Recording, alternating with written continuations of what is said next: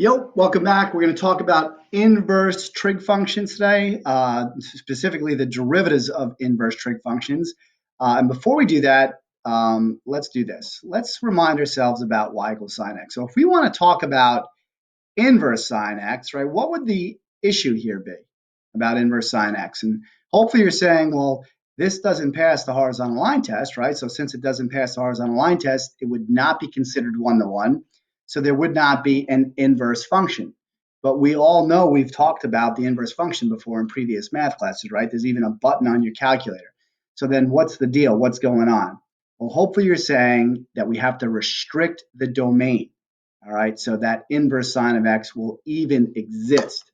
All right, and in fact, that is what happens. And so if we do restrict the domain, it's tough to see here. Ready? I'll take off that graph. That's the whole sine graph. That's just restricting the sine graph from negative pi over 2 to pi over 2. Right? If we make that restriction, we get all the range outputs of sine still, so we didn't lose anything, right? And now we're also one-to-one. So this would pass the horizontal line test, which means F inverse exists. All right. So this is just going to be a graph of sine x with the restriction. So now, what if I wanted to get the graph of the inverse? Right. Well, you know how the ordered pairs are related. They're just switched. So if we just switch these ordered pairs, switch this zero and kind of inverted the concavity. So in other words, instead of thinking of a sine graph on the x-axis like that, if I thought of a sine graph on the y-axis like that, and then just did it for the proper restriction, which would be between that point and that point, then we would have the graph of inverse sine of x. All right. So let's go to the notes. So here is exactly that. There's the graph of inverse sine of x. So as you know, sometimes we call it y equals inverse sine of x. Sometimes we would call it y equaled arc sine of x, right? They're basically going to mean the same thing for us. And you can see what it would look like. This would be a function now, just the red portion, right? The dotted blue portion is just to give you an idea of what the curvature would look like. So the whole game today is to find the derivatives of trig functions that look like this. And obviously, it seems like reasonable we should be able to do that because I certainly could draw a tangent line in, and it's certainly going to have a slope. So to do that, we're actually going to derive it first using some older things that we know. So if I want to figure out the derivative of y equals inverse sine of x, I would be thinking, well, I don't know what the rule is. I don't have it memorized yet. So maybe I can rewrite this expression, and hopefully you can, right? So y equals inverse sine of x, that's equivalent to saying sine y equals x for the most part. We can say it's equivalent to saying that for the appropriate values of x, right? So that kind of makes sense because when you do the inverse sine of x, you're thinking, I need an angle whose sine is x. I need an angle, call it y here, whose sine is x. That's one way to think of it. Another way to think of it is literally just take the sine of both sides. If I sine the left side, I get sine of y. If I sine the right side, I get the sine inverse of x, which they cancel each other, they undo, and I just get x. There's a little bit more to the story on that. We say they cancel for appropriate values of x. So now the whole point, though, is I rewrote this expression into an expression that I can take the derivative of. And the way I would do that, hopefully you're saying, well, now you have an implicit expression there, equation there. So I can take the derivative of the left side with respect to x, and I can take the derivative of the right side with respect to x, treating y as a function of x. So what would the derivative of sine y be with respect to x, where y is a function of x? Hopefully you're saying, oh, that would be cosine of y times dy dx, cosine of stuff times derivative of stuff, equals the derivative of x, which is 1. And now to solve for dy dx, pretty simple stuff here, it's going to be 1 over the cosine of y. And that would be my derivative for the derivative of arc sine of x. But now it's a little weird because the original problem I gave you had y explicitly in terms of x, and now you're giving me a derivative with y in it. Maybe we're not the best fan of that. So you're like, all right, well, if only you knew what y was, you can plug it in right here. And you're like, well, you do, right? You have it right there. So that's what I'm going to go ahead and do now. All right, so I'm going to go ahead and rewrite this, but now I'm going to substitute in for y. So I would get dy dx equals 1 over the cosine of, and I'm just chucking y in, try and do the same color here. So it would be inverse sine of x. So that's a little bit better. because now my derivative is strictly in terms of x. But then you get to this and you're like, I feel like I remember doing something in pre-calculus when I compose a trig function with an inverse trig function, I can simplify those.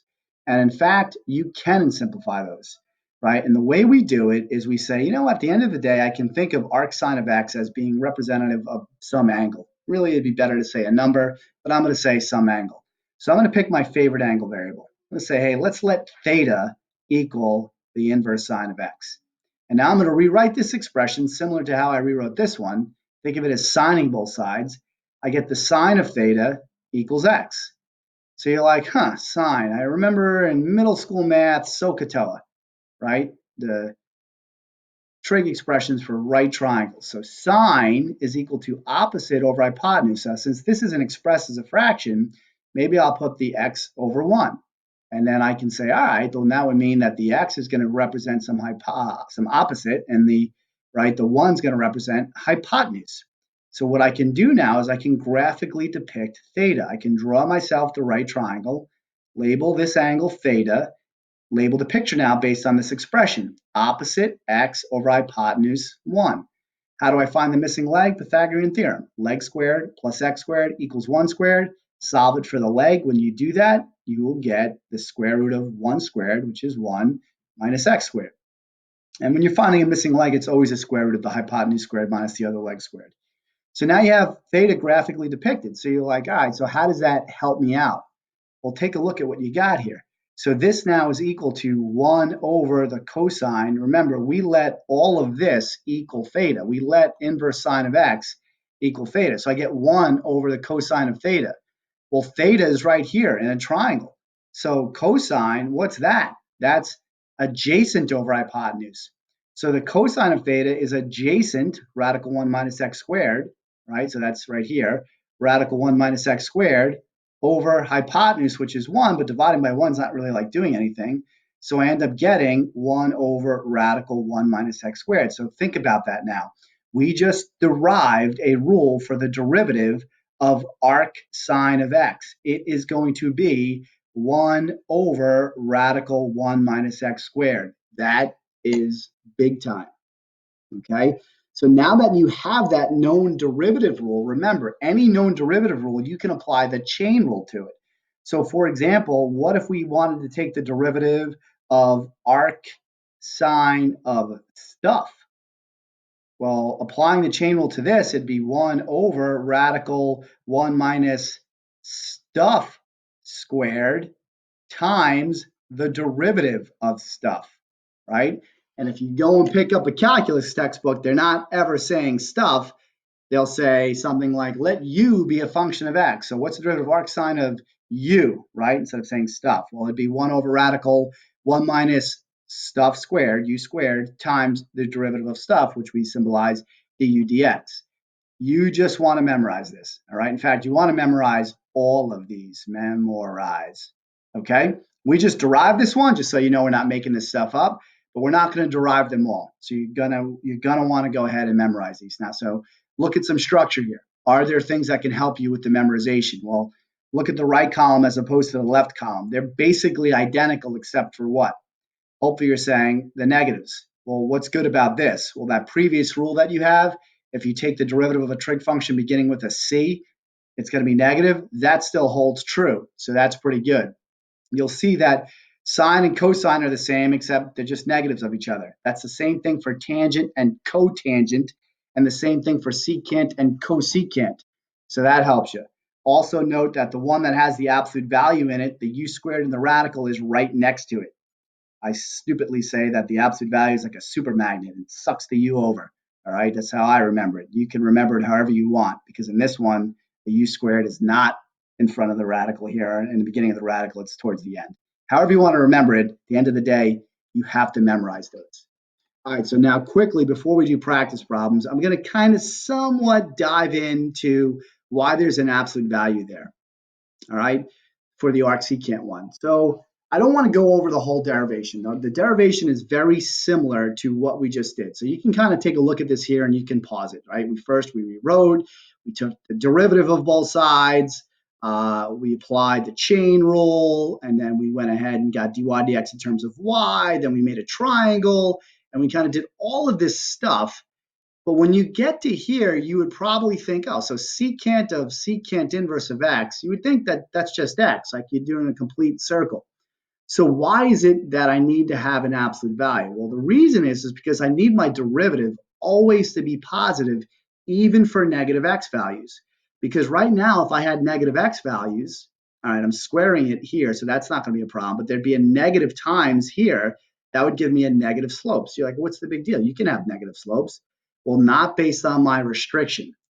So if I look at secant of x here, take a look at how we restricted this. We restricted it from 0 to pi, not including pi over 2 because there's an asymptote there. So that's the restriction.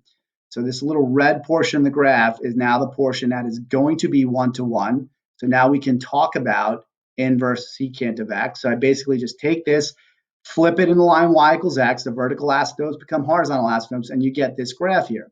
So this is the graph of inverse secant of x of arc secant of x. All right, well, great. Take a look at the slopes, right? If I look on this branch, no matter where I draw on a tangent line, the slopes are always positive. I take a look at this branch for negative, these are all negative x values. Look at these slopes, all right? They're all what still? They're all positive. So I need to make sure that my derivative is positive. So that's why that absolute value is necessary. Now, what's a little bit bananas about this is if you pick up certain calculus textbooks, right, and you look at the derivative that they have here, whether it's in the front of the book or in the section that you're doing it on, sometimes you won't see that absolute value. And you're like, well, why? Are they wrong? And they're not wrong. And maybe you know why, maybe you don't. You can pause it and think about it. But it all has to do with how you restrict the domain of secant x to even talk about arc secant x. So if a certain calculus textbook doesn't have that absolute value, then that would lead you to believe they must have used a different domain restriction to get arc secant of x, which seems a little bananas that there would be even one that is different. The one I'm showing you here is the one that is most common, at least most common, I think, in the United States, from my own experience. But there have been others, and that's why you might not see that absolute value. So that's just like a little bit of information that you'll never get tested on. Just good to know. All right, so I'm going to stop the video here. So we just break the videos up, and then we'll come back and we'll do these practice problems.